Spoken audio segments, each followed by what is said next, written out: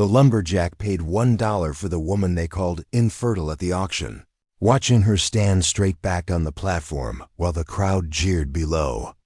Arthur Morgan pushed through the massive bodies, his calloused hands clenched. At his sides as the auctioneer's voice cut through the September air like a blade. "Damaged goods, gentlemen.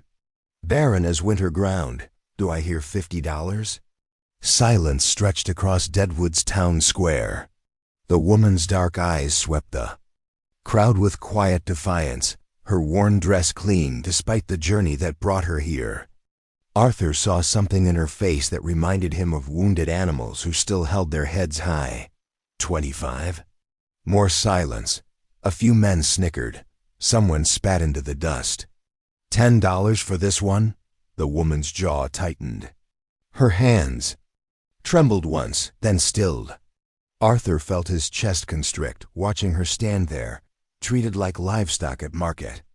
The memory of his own losses rose in his throat like bile.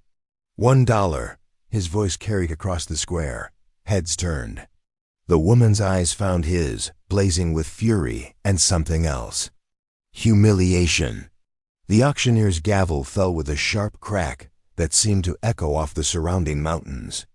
Arthur walked forward through the parting crowd, each step heavy as lead.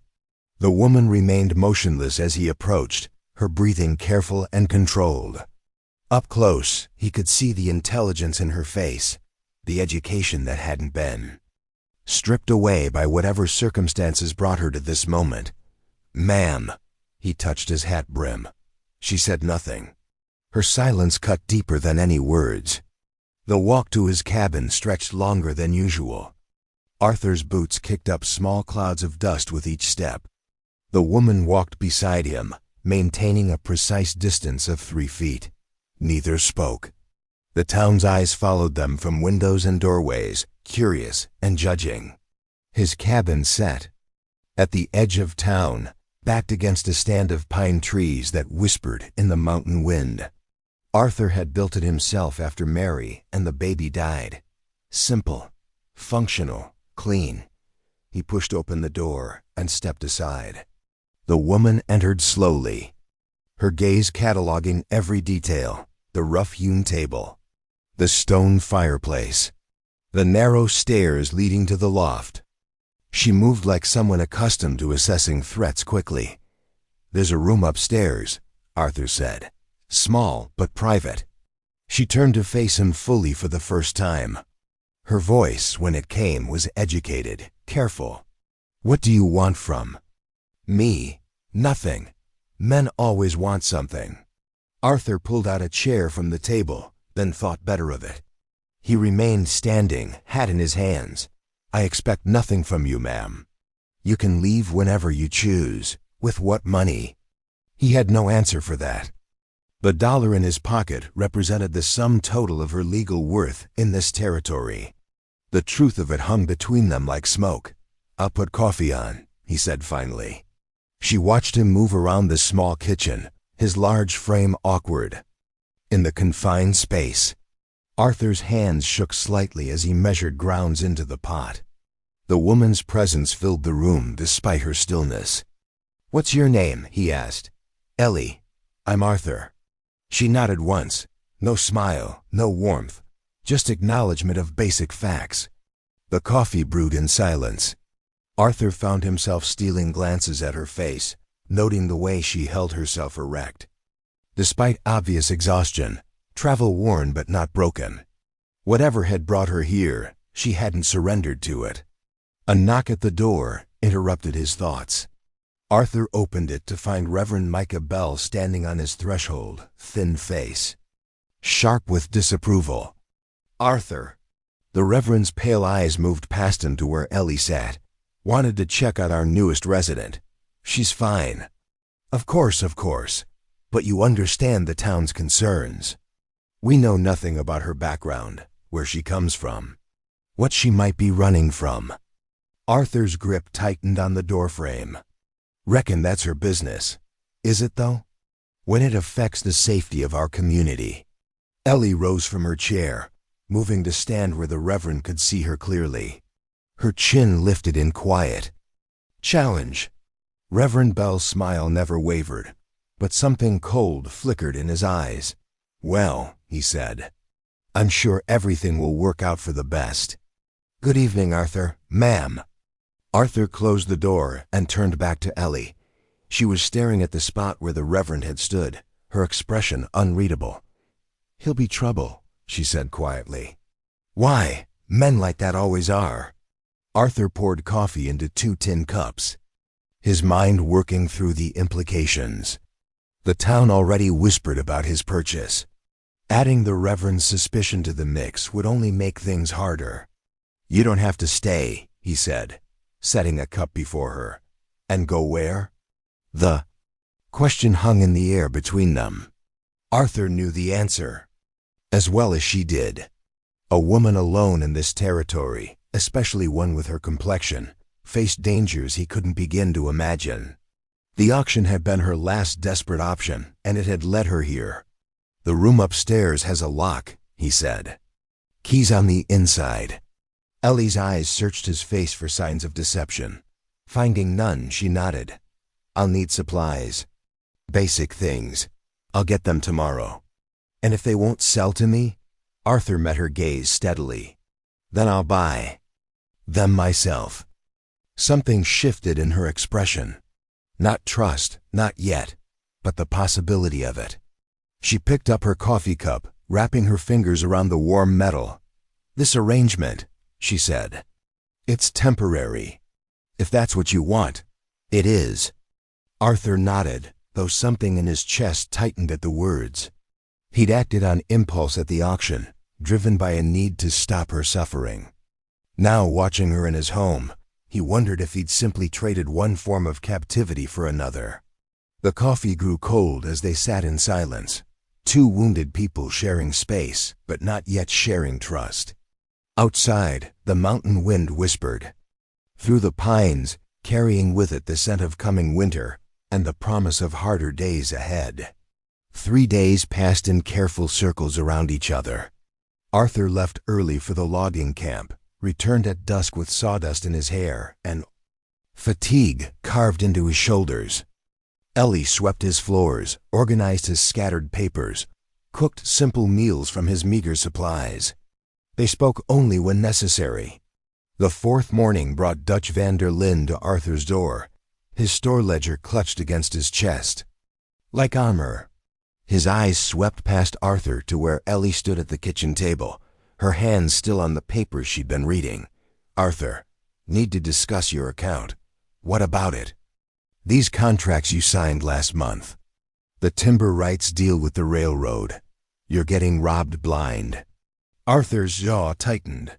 The numbers on those papers had swum before his eyes when he'd signed them, but pride had kept him from admitting his struggles with the complex legal language. Ellie stepped forward, her voice quiet but clear.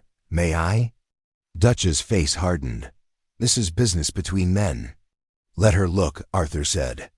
She took the contracts with steady hands, her eyes moving across the pages with practiced ease. Her finger traced specific clauses, pausing at sections that made her frown.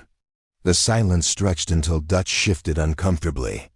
This clause here, she said finally, pointing to a dense paragraph near the bottom. It gives them rights to any timber damaged by natural causes. Storm, fire, drought. They pay you nothing for those trees, but they still harvest them. Arthur leaned over her shoulder to see where she pointed. The scent of soap and something floral rose from her hair. What's that mean? It means they profit from your losses. Every fallen tree, every fire-damaged section. Free lumber for them. Dutch's face reddened. Now see here, that's perfectly legal. Legal doesn't mean fair, Ellie replied. Her tone held no anger, just facts laid bare like bones in sunlight. Arthur studied the contract again, seeing now what had been hidden in the flowery language. The scope of his potential losses made his stomach clench. Can it be changed? Not this one, but future contracts, yes. Dutch gathered his papers with sharp movements. I'll be going now. Arthur, think carefully about who you trust with your business. The door closed behind him with more force than necessary. Arthur remained bent over the contract, his finger following the words Ellie had highlighted. The education he'd never received felt like a weight in his chest. "How do you know all this?" he asked. "I taught school back east. Had to review contracts. For the district, we're back east." Her hands stilled on the papers. "Chicago." The word carried weight she wouldn't explain. Arthur didn't push. Everyone in the territory ran from something. The smart ones didn't ask questions. 2 weeks later, the pine tree chose its moment to fall wrong. Arthur heard the crack above the morning wind, felt the shift in the air that meant death was coming. He dove sideways, but the massive trunk clipped his left leg, driving him into the rocky ground with a sound like breaking pottery. Pain exploded through his knee and up his thigh. The weight of the tree pinned him against the earth. His leg bent at an angle that made his vision swim. Blood seeped through his torn pants, mixing with the mountain dirt. "Help!" The word tore from his throat. "Someone help!" The other loggers found him within minutes, their faces grim as they worked the ropes and levers needed to free him. The movement sent fresh waves of agony through his body. By the time they loaded him onto the wagon, Arthur's world had narrowed to the rhythm of pain and the taste of copper in his mouth. Ellie met them at the cabin door, her face pale but composed. She took charge with quiet authority, directing the men to carry Arthur to his bed, sending one for clean water and another for the doctor's supplies from town. "Doc's in the next county," one of the loggers said. "Won't be back for 3 days. Then we manage without him," Ellie replied. Arthur drifted in and out of consciousness as she worked. Her hands moved with practiced confidence, cutting away his torn pants, cleaning the wounds with steady strokes. The pain was a living thing, clawing at his awareness, but her voice kept him anchored. "Stay with me, Arthur. The bone's not broken. Through the skin, that's good." She sent the men away and began the real work. Arthur felt her hands probing the injury, testing for breaks, evaluating damage. Her touch was gentle but thorough, clinical but not cold. "I need to set this properly," she said. "It's going to hurt." Arthur gripped the bed frame as she manipulated the bone back into position. The pain was white-hot, consuming, but her hands never wavered. When it was done, she bound his leg with strips torn from his own shirts, creating a splint that held everything in place. The fever came that night. Arthur's body burned while his mind wandered through landscapes of memory and delirium. Ellie remained beside his bed, cooling his forehead with damp cloths, forcing water between his lips when he was lucid enough to swallow. She told him stories during the worst of it, about students she'd taught, books she'd read, places she'd seen. Her voice wove through his fever dreams, a steady thread keeping him tethered to the world. On the 3rd day, the fever broke. Arthur woke to find Ellie asleep in the chair beside his bed, her head pillowed on her arms. Dark circles shadowed her eyes. Her hair had escaped its careful arrangement, falling loose around her shoulders. She stirred when he moved, instantly alert. "How do you feel?" "Like I've been stepped on by a bull. Close enough." She reached for the water pitcher, filling a glass with steady hands. "Drink this." Arthur struggled to sit up, his leg throbbing with each movement. Ellie supported his shoulders, her arms strong around his back. The water tasted better than anything he'd ever drunk. "You saved my life," he said. "I set a bone, nothing more. Where'd you learn to do that?" Her hands stilled on the glass. "My husband was a doctor. He taught me basic field medicine." "Was?" "He died." The words fell between them like stones dropped in still water. Arthur saw the pain she carried, carefully contained but always present. He recognized it because he carried his own. "I'm sorry." She nodded, rising to adjust his pillows. "Rest now. The bone needs time to knit properly." That afternoon, Arthur woke to find her reading one of his contracts at the kitchen table. Papers spread around her in careful order. She'd found his other agreements, the ones he'd hidden away in shame at his inability to understand them fully. "These are all terrible," she said without looking up. "They're cheating you on every deal." "I know. Why did you sign them?" Arthur's face burned with embarrassment. "Reading was never my strong suit, especially that legal talk." She looked at him then, her expression thoughtful rather than pitying. "I could help with that, if you want. Why would you do that?" "Because you're a good man who deserves better than what they're giving you." Over the following days, as Arthur's strength returned, Ellie became his teacher. She explained contract terms in plain language, showed him how to spot the traps hidden in legal phrases, helped him understand the true value of his timber rights. They worked side by side at the kitchen table, her finger tracing lines of text while he struggled with words that seemed designed to confuse rather than communicate. Her patience never wavered, even when frustration made him want to throw the papers across the room. "This section here," she said, pointing to a paragraph about payment terms. "They're saying they'll pay you 60 days after delivery. But look at this clause below." Arthur squinted at the smaller text. "They can delay payment if the timber doesn't meet their standards." "And who determines those standards?" "They do." "Exactly. So they can delay payment indefinitely by claiming the timber isn't good enough." Arthur felt the familiar anger rise in his chest. "How do I fix that?" "You don't accept their standard contract. You negotiate better terms." "They won't negotiate with someone like me." "They will when you know what you're talking about." During those long afternoons, Arthur found himself studying Ellie's face as much as the contracts. The way she concentrated, her brow furrowed slightly, the graceful movement of her hands as she wrote notes in the margins, the quiet satisfaction in her voice when he grasped a difficult concept. One evening, as she helped him walk to the kitchen for dinner, their bodies close enough that he could feel her warmth, Arthur realized something had changed. The woman who'd stood on the auction platform in fury and humiliation had become someone he looked forward to seeing each morning, someone whose opinion mattered, someone he trusted.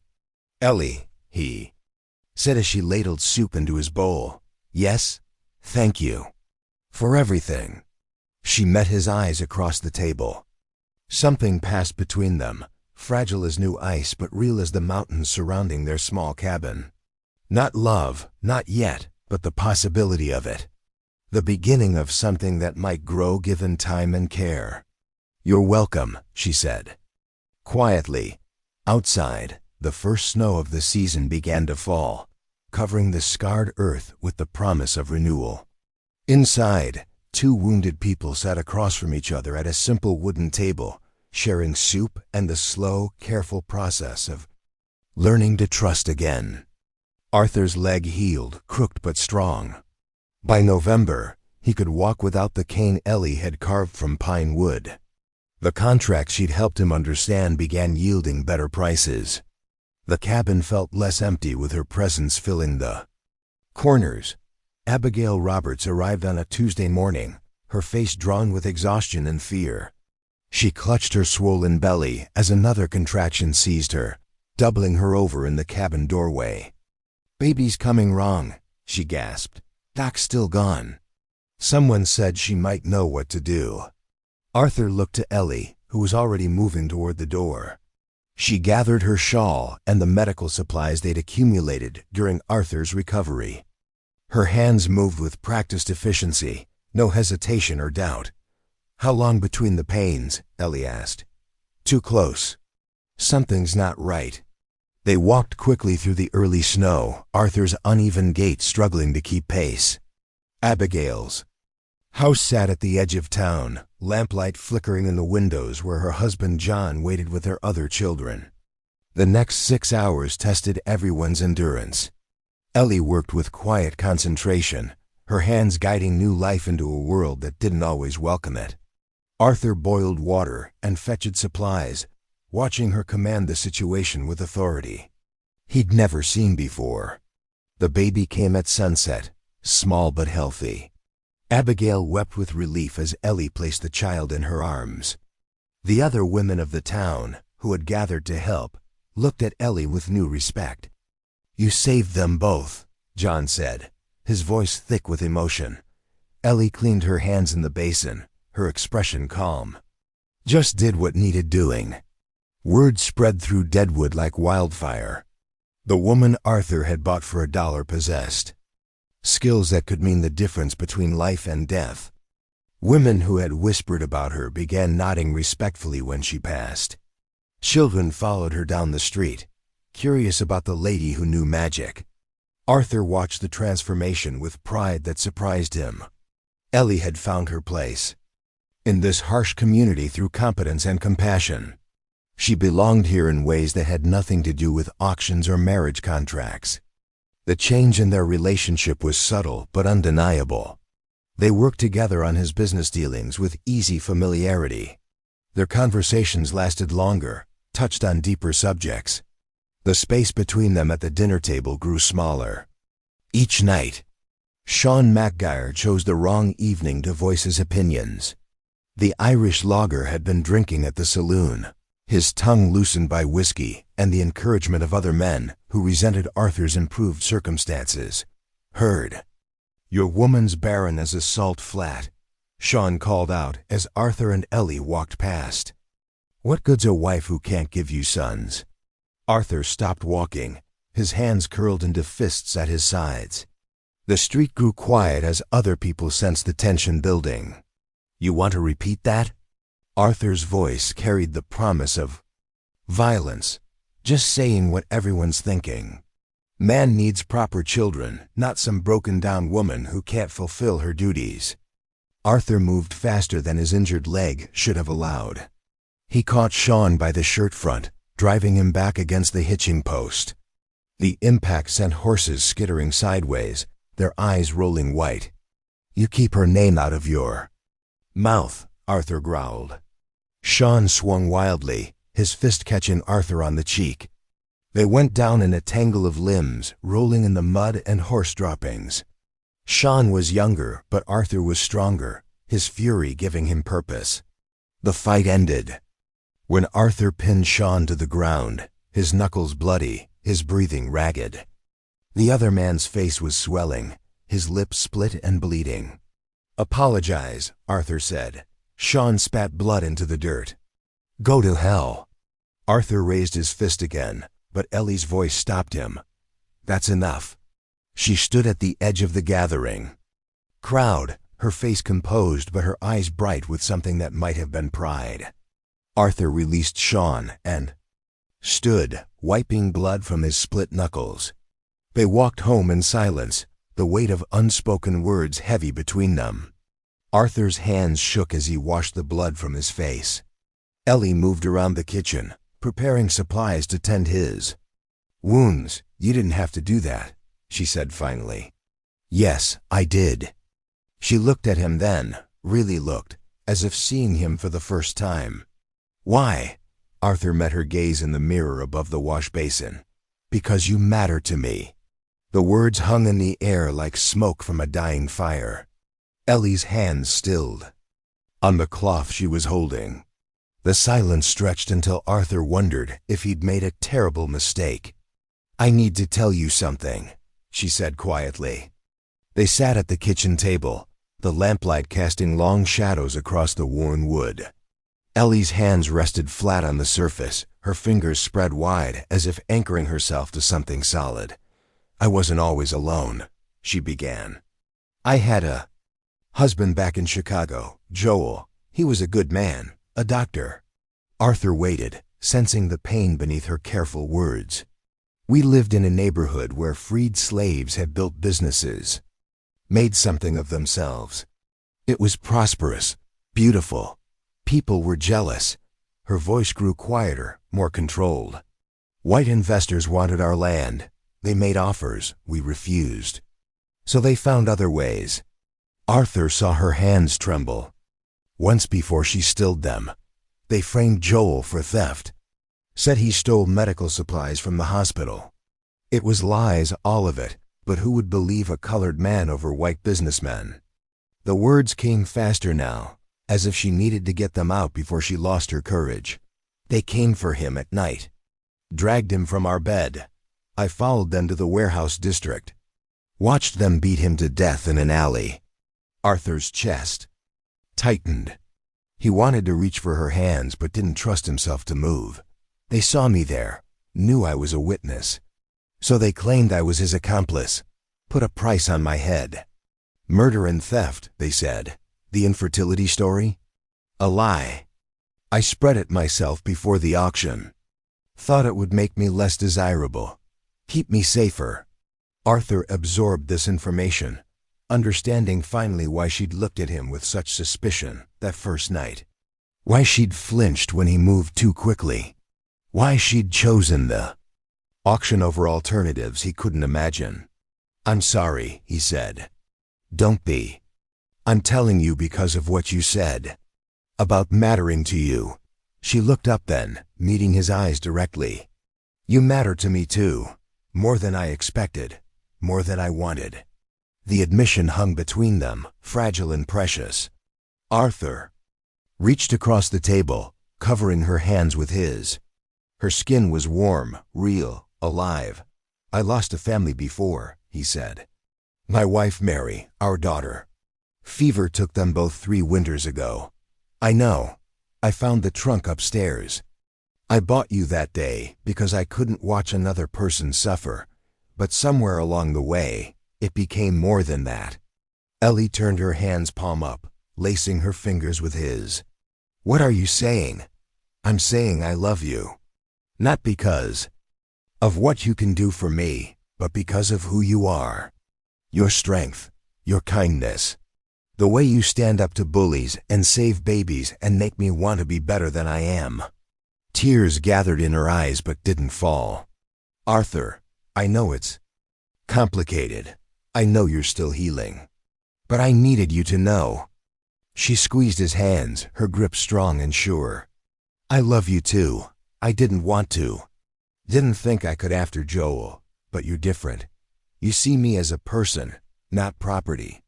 They sat in the lamplight, hands joined across the table, 2 people who had found each other in the wreckage of their former lives.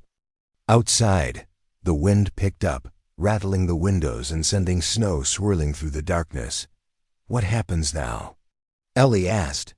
Now we figure out how to build something together. Something real. She smiled then, the first genuine smile he'd seen from her. It transformed her face, made her beautiful in ways that had nothing to do with features or form. I'd like that, she said. Arthur brought her hand to his lips, pressing a gentle kiss to her knuckles. Then we'll make it work. Whatever comes, we'll face it together. The promise settled between them like a foundation stone, solid and sure. They had found love in the last place either expected, built from mutual respect and shared pain. It would be tested, Arthur knew. But for tonight, in the warm circle of lamplight, it was enough. Sheriff Hosea Matthews married them on a December morning when the snow fell soft and steady outside his office. No ceremony, no witnesses beyond the law itself. Just 2 people choosing each other in defiance of the world that had tried to break them both. Arthur's hands shook as he signed the papers. Not from cold or fear, but from the weight of promise he was making. Ellie's signature flowed steady and sure beside. Her penmanship elegant in ways that reminded him of the education she'd carried through loss and exile. That makes it legal, Hosea said, pressing his seal into the warm wax. Congratulations. They walked home through the falling snow, husband and wife now in the eyes of the territory. Arthur's cabin had become their cabin. The spare room upstairs gathered dust while they shared the larger bed downstairs, learning the rhythms of partnership. In the dark hours between sunset and dawn, winter deepened around them. Arthur's logging business thrived under Ellie's guidance, her careful attention to contracts and negotiations, bringing profits he'd never imagined. She organized his chaos into systems that made sense, turning scattered papers into orderly records that told the story of their growing success. The town accepted their marriage with grudging respect. Ellie's skills had earned her a place in the community that transcended the circumstances of her arrival. Women sought her help with difficult births and childhood illnesses. Men tipped their hats when she passed, recognition of competence that cut through prejudice. But not everyone welcomed the change. Reverend Micah Bell watched from his church steps as Ellie taught reading to the children who gathered after school. His pale eyes cataloged every detail, every interaction, every moment of acceptance she gained. His sermons grew sharper, filled with references to outsiders and the dangers of misplaced trust. Some people don't know their place, he told his congregation. Some people bring trouble wherever they go. Arthur heard the rumors but chose not to confront them directly. Fighting every battle would only create more enemies. Better to let their actions speak, to prove through daily kindness that love could overcome suspicion. Spring arrived late that year, the snow lingering into April before finally surrendering to mud and new growth. Arthur expanded his operations, hiring more men and negotiating better contracts with the railroad. Ellie's influence showed in every deal, every decision that favored long-term stability over quick profit. They worked side by side in the evenings, her head bent over ledgers while he repaired equipment. Comfortable silence filled the spaces between their conversations. The easy intimacy of people who had learned to trust each other completely. Ellie discovered her condition on a morning when the meadowlark sang from the fence posts and the air carried the scent of wildflowers. She'd been feeling strange for weeks, tired in ways that sleep couldn't cure, sensitive to smells that had never bothered her before. The realization hit her as she stood at the wash basin, her reflection showing subtle changes she'd been too. Distracted to notice, fuller cheeks, clearer skin. The kind of glow that came from life growing within life. She sat down hard in the kitchen chair, her hand moving instinctively to her stomach. The irony wasn't lost on her. The woman they'd called barren, worthless, damaged goods carried within her the future she'd thought was lost forever. Arthur found her there when he returned from the lumber camp, her face pale but radiant in the afternoon light. She looked up at him with eyes that held wonder and terror in equal measure. "I'm with child," she said simply. Arthur's axe fell from his hands, clattering to the floor. He stared at her as if she'd spoken in a foreign language, his mind struggling to process the words. "You're certain?" "As certain as I can be without a doctor." He crossed the room in 3 strides, kneeling beside her chair. His large hands covered hers where they rested on her stomach. Beneath their joined palms, new life stirred in the darkness, growing toward light. "I thought you couldn't," he said. "I thought so too. The lie became truth in my mind. Self-protection maybe, or just wishful thinking." Arthur's eyes filled with tears he didn't try to hide. "Mary and I tried for years before our daughter came. I thought I'd never have another chance. Are you happy? Happy doesn't begin to cover it." They held each other in the kitchen where they'd shared so many meals, so many conversations, so many moments of growing trust. The child within Ellie's womb would be born into love, into a family chosen rather than imposed. But joy carried shadows.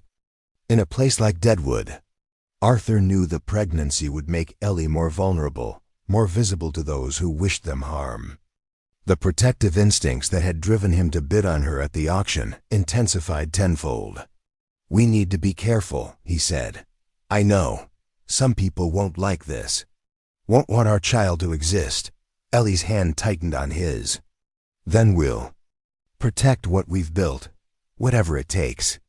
The weeks that followed brought a kind of domestic bliss neither had expected to find. Arthur constructed a cradle from pine he'd seasoned himself, his hands gentle on the wood as he imagined the small life it would hold. Ellie sewed tiny clothes from fabric she'd saved, each stitch a prayer for the future. They told no one about the pregnancy at first, keeping the secret close while Ellie's body changed in ways only they could see. But small towns had ways of noticing such things. The women who'd learned to respect Ellie's skills began to suspect, then to whisper among themselves. Abigail Roberts was the first to voice what others had guessed. She arrived one morning with fresh bread and knowing eyes, her gaze taking in Ellie's fuller figure and the way Arthur hovered protectively nearby. "When's the baby due?" she asked. Without preamble, Ellie's hand moved to her stomach. "October, I think." "First child?" "Yes." Abigail nodded, her expression softening. "I'll help when the time comes. You helped save mine. Fair's fair." Word spread through the women's network with the speed of wildfire. Most received the news with cautious congratulations, understanding that new life was precious regardless of circumstances. But not everyone shared their joy. Reverend Bell's reaction was immediate and predictable. His next sermon focused on the corruption of bloodlines, the dangers of mixing what God had supposedly separated.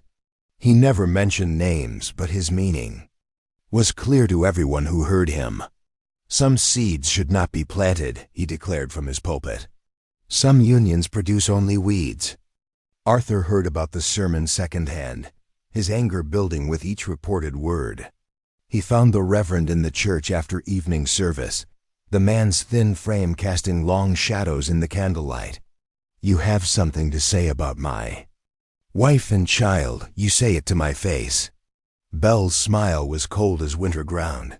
"I speak only the truth as I understand it. Your truth is poisoned. Keep it to yourself. The town has a right to know what kind of people they're harboring."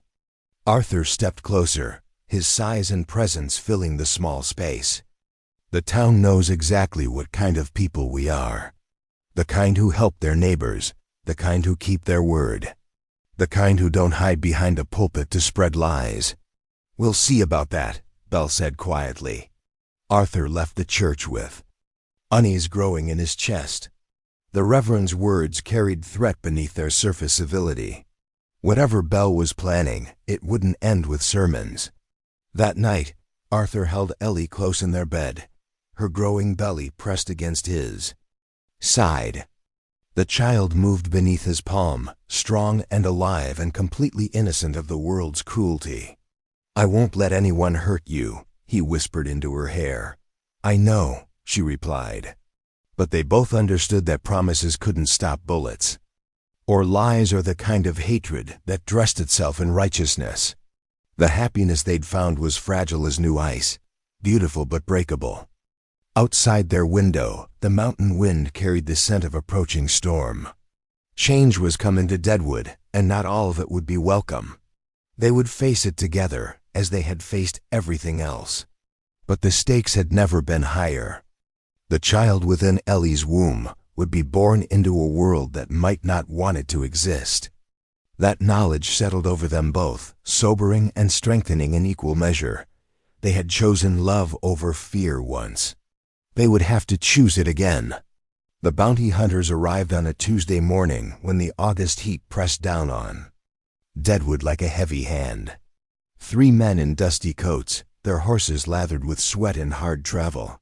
Tommy Miller led them, his badge catching sunlight as he dismounted outside the sheriff's office. Arthur was splitting wood behind the cabin when he heard the commotion from town. Voices raised in excitement, the sound of horses stamping and snorting. He set down his axe and wiped sweat from his forehead, unease crawling up his spine. Ellie emerged from the cabin, her pregnancy now visible beneath her summer dress. 7 months along, she moved with the careful grace of a woman carrying precious cargo. Her hand rested on her rounded belly as she listened to the distant sounds. "Something's happening," she said quietly. Arthur nodded, his gaze fixed on the dust cloud rising from the main street. "Stay inside. Lock the door.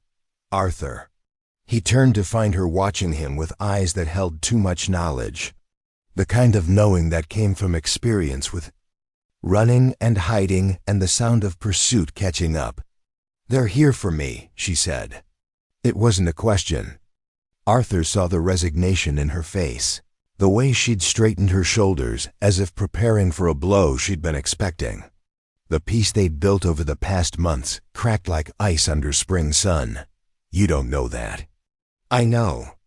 Sheriff Hosea Matthews appeared at the end of their lane, his face grim beneath his hat brim. Arthur's stomach dropped at the sight of his friend's expression. Bad news traveled in the set of a man's shoulders, the hesitation in his step. Arthur.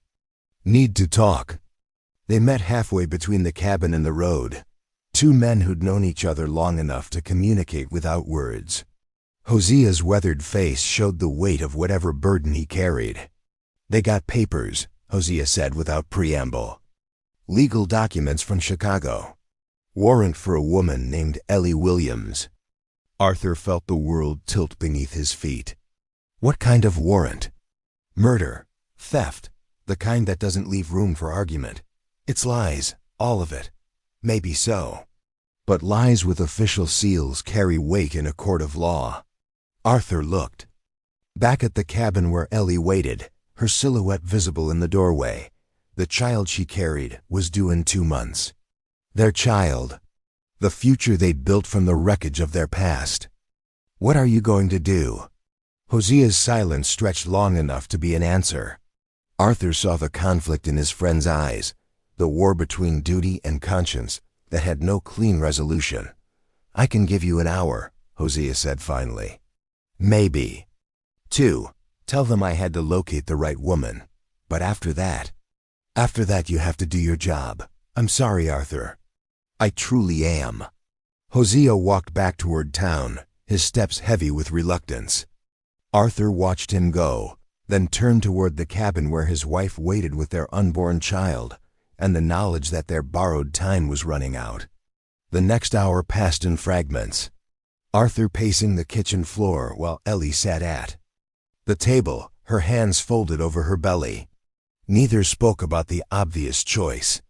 Running would make them both fugitives, their child born into a life of hiding and fear.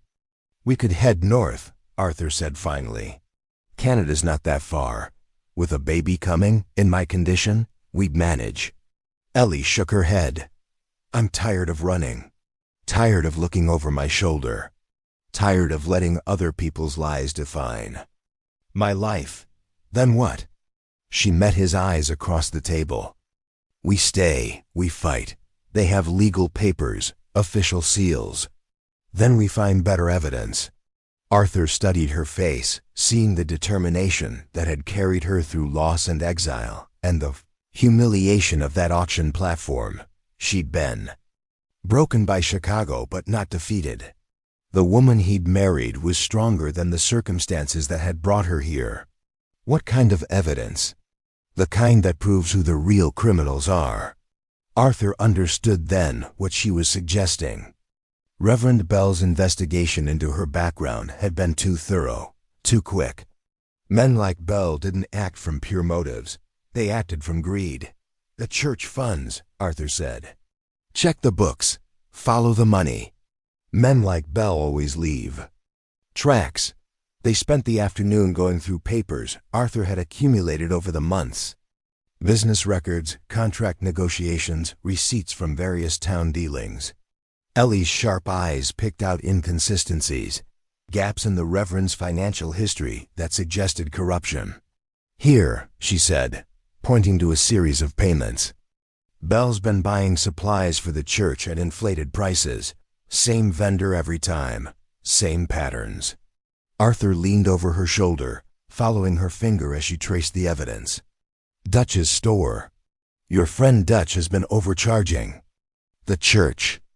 Bell approves the payments, and they split the profit. That's theft. That's exactly what it is. As evening approached, Arthur and Ellie walked into town together. Her pregnancy made the journey slow, but she refused to be left behind. This was her fight as much as his, her freedom and their child's future at stake. The bounty hunters had established themselves at the saloon, their presence drawing curious onlookers and nervous whispers. Tommy Miller stood when Arthur and Ellie entered, his hand resting on his gun belt in a gesture that was both casual and threatening. Arthur Morgan, Miller said. Heard you might know something about the woman we're looking for. I know a lot of things. This particular woman's wanted for murder and theft in Chicago. Dangerous criminal. There's a reward for her capture. Arthur felt Ellie's hand slip into his, her fingers cool and steady. What kind of reward? $500. More money than most folks see in a lifetime. The saloon had gone quiet, every ear straining to hear the conversation. Arthur saw the faces of people he'd known for years, their expressions ranging from sympathy to calculation. $500 was indeed a fortune in a place like Deadwood. Interesting, Arthur said, because I know about a different kind of theft. The kind that happens right here in our own community.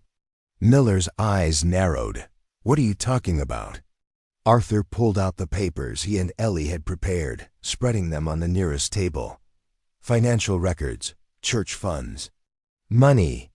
That's been stolen from the people of this town. Reverend Bell pushed through the crowd, his face pale but defiant. This is absurd. A desperate man's lies. The numbers don't lie. Ellie said, her voice carrying clearly through the room.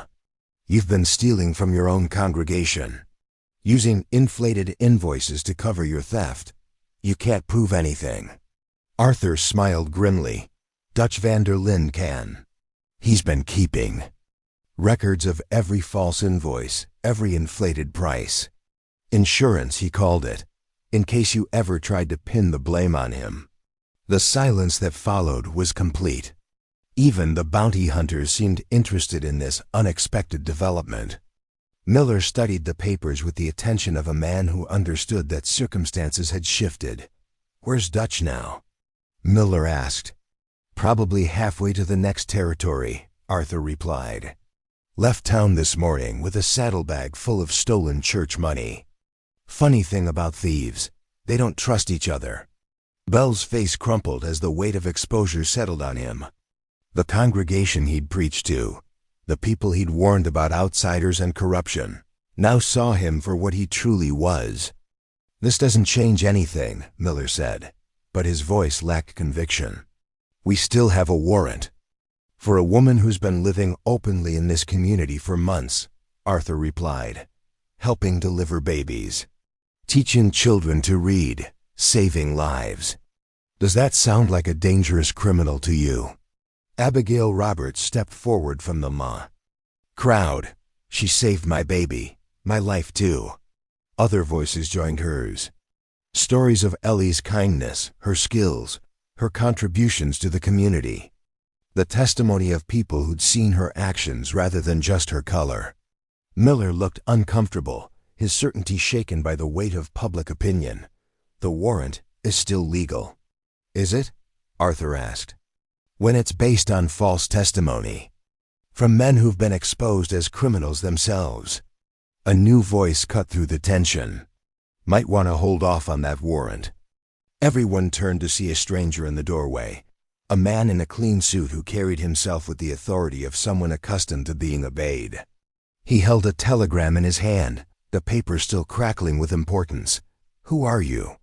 Miller demanded, federal marshal. Got word from Chicago this morning. The investors who brought charges against Mrs. Williams have been arrested for fraud and corruption. Seems their whole operation was built on stolen land and forged documents. Arthur felt Ellie's hand tighten in his. The stranger continued, his voice cutting through the sudden murmur of conversation. Charges against Ellie Williams have been dropped. She's free to go about her business. The bounty hunters exchanged glances, their payday evaporating like morning mist. Miller crumpled the warrant and tossed it aside, his face dark with frustration. Seems like this was a waste of time, he said. Seems like it was, Arthur agreed. The crowd began to disperse, people drifting back to their own concerns, now that the drama had reached its conclusion. Reverend Bell slipped away in the confusion. His authority and reputation destroyed by his own greed. Arthur and Ellie walked home through the evening light, her hand still clasped in his. The child in her womb moved restlessly, as if sensing the change in their circumstances. They were free now, truly free, to build the life they'd chosen. "How did you know?" Ellie asked. "About the charges being dropped?" Arthur smiled. "I didn't, but I knew Belle was dirty. The rest was just faith." "Faith in what?" "In justice. In truth. In the idea that sometimes good people win." They reached their cabin as the first stars appeared in the darkening sky. Inside, the cradle Arthur had built waited for the child who would be born into freedom, into a world where love had triumphed over fear. The bounty hunters left Deadwood before dawn, their horses kicking up dust that settled on empty dreams. Of reward money. Tommy Miller's face had carried the sour expression of a man who'd traveled far for nothing, his legal papers worthless as yesterday's news. Arthur stood in his doorway, watching the three riders disappear into the morning haze.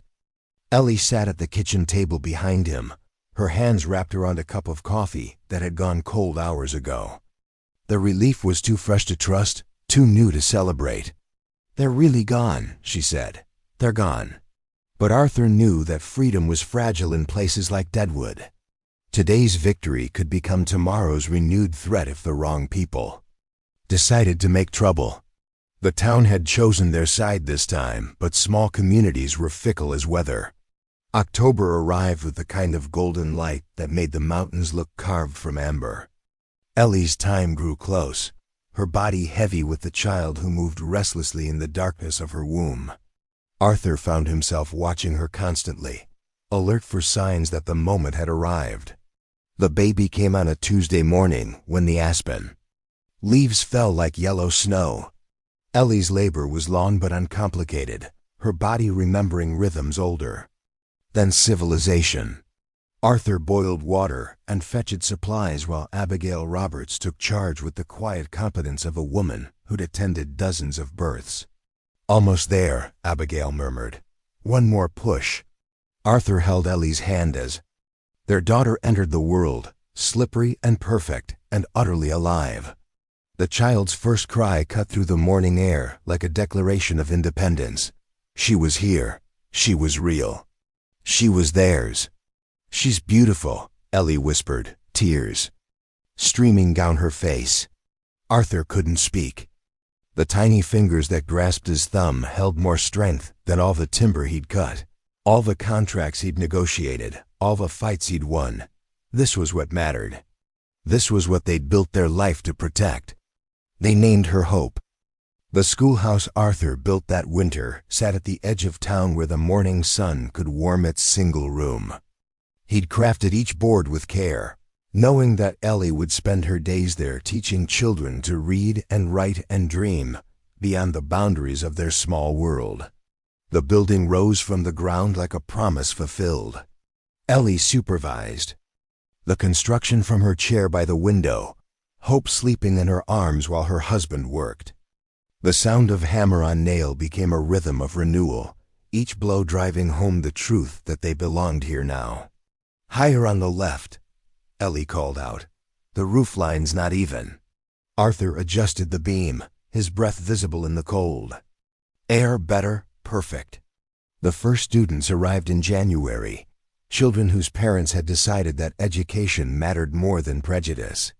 Little faces pressed against the windows, curious about the woman who'd saved their mothers and siblings, who'd stood up to bounty hunters and won. Ellie taught them letters and numbers, but also courage and dignity and the radical idea that knowledge could change everything. She showed them maps of places they'd never seen, told them stories of people who'd overcome impossible odds through determination and hope. Arthur would stop by during his lunch break, leaning against the doorframe to watch his wife work. Hope slept in a basket near the stove, her presence a reminder that the future was no longer an abstract concept, but a living, breathing reality. "Today we're going to learn about the Constitution," Ellie announced one snowy morning. "The document that says all people are created equal." The children listened with the intensity of young minds discovering truth. Arthur saw his own amazement reflected in their faces, the wonder that came from understanding that words on paper could change the world. Spring brought expansion to Arthur's logging operation. The contracts Ellie had negotiated yielded steady profits, enough to hire more workers and invest in better equipment. The business flourished under her guidance, becoming the largest employer in the territory, but success meant more than money. It meant respect earned through competence, acceptance built on contribution to the community. The whispers about the auction had faded, replaced by stories of the couple who'd chosen love over convention and made it work. 6 months after Hope's birth, Arthur and Ellie sat on their porch, watching the sunset paint the mountains purple and gold. The baby dozed in her mother's arms, her tiny fist wrapped around Arthur's finger. Peace settled over them like a blanket, warm and encompassing. "Do you ever think about that day?" Ellie asked. "The auction?" Arthur considered the question, his mind traveling back to that moment when he'd watched her stand proud and defiant on the platform. "Every day. Any regrets?" "Only that it took so long to find you." Ellie smiled, shifting hope to her other arm. The Reverend was right about one thing. "I was dangerous." "How so?" "I was dangerous to the idea that people like me don't deserve love, don't deserve respect, don't deserve to build something beautiful." Arthur nodded, understanding the deeper truth in her words. Their marriage had been more than a union of two people. It had been a declaration that worth wasn't determined by circumstances, that dignity couldn't be bought or sold, that love could flourish in the most unlikely soil. "What do you think she'll become?" Arthur asked, nodding toward their daughter. "Whatever she chooses. That's the gift we're giving her, choice." The evening star appeared above the mountains, bright and steady in the darkening sky. Arthur thought about the dollar he'd spent that day in the town square, the best investment he'd ever made. Not because he'd bought a woman, but because he'd chosen to see value where others saw only damage. Hope stirred in her mother's arms, her dark eyes opening to take in the world around her. She would grow up knowing she was wanted, knowing she was loved, knowing that her parents had fought for the right to give her life and freedom and endless possibility. "I love you," Arthur said, the words carrying the weight of all their shared struggles and triumphs. "I love you too," Ellie replied. The simple exchange held everything they'd built together: trust earned through crisis, respect forged in adversity, love that had grown from the ruins of their former lives into something stronger than either had imagined possible. Inside the cabin, the cradle Arthur had crafted from seasoned pine waited for the moment when hope would outgrow its boundaries and venture into the larger world. The schoolhouse stood ready to welcome new students, new minds hungry for knowledge and truth. The logging business thrived, providing employment and stability for families throughout the territory. The community had learned that strength came not from excluding others, but from embracing the contributions of all its members. Arthur and Ellie had found their place in the world, not by accepting the limitations others tried to impose, but by refusing to let circumstances define their worth. They'd chosen each other in defiance of convention, built a life in defiance of expectation, and created a future in defiance of those who said it couldn't be done. The mountains stood eternal around them, witnesses to their journey from strangers to partners to parents. The land that had seemed harsh and unforgiving had become home.